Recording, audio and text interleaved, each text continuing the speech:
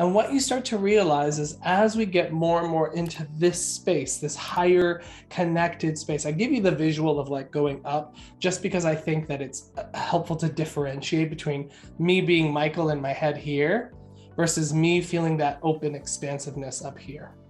Does that make sense? So when we're able to experience and move into this other space, this other part of ourself, that is the limitless self. That is the spirit. That is the soul. That is your who and what you actually are. Fun fact though, I may be doing this, but in reality, it's actually this. That's really where it exists. There's a gentleman, his name is Galen something. I'd love to have his name for you. He had a near-death experience. And what was interesting about he had a brain cancer. He was literally in hospice. He was basically gonna die that day. He knew he was gonna die. And he had a near-death experience where he began to have this experience. He began to leave his body. He was in blackness at first, and then an angel appeared. Although he didn't believe in angels, he was an atheist. So he saw it as like one of those Christmas angels who holds the little candles. And like it was talking to him. And then beyond that, he moved beyond that person because the angel told him, you need to focus here.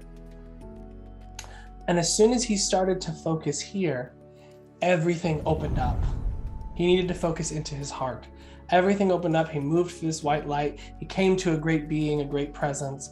And fun fact about what he did in this experience, which is so unique, as he said, okay, can we just stop this for a minute?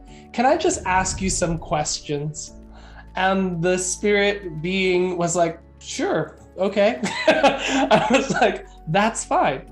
And he was able to then speak to this being and ask them lots and lots of questions, all kinds of different things.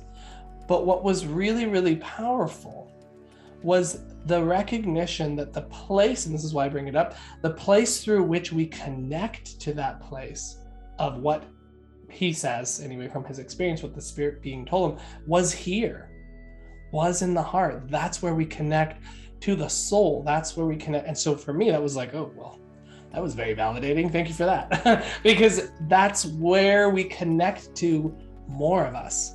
And he said that that's where he feels the pulling when he now returns to the light, as he calls it, because he can still do that apparently on command. He's created all kinds of inventions from going to the light and counseling with the light, all kinds of like medical stuff.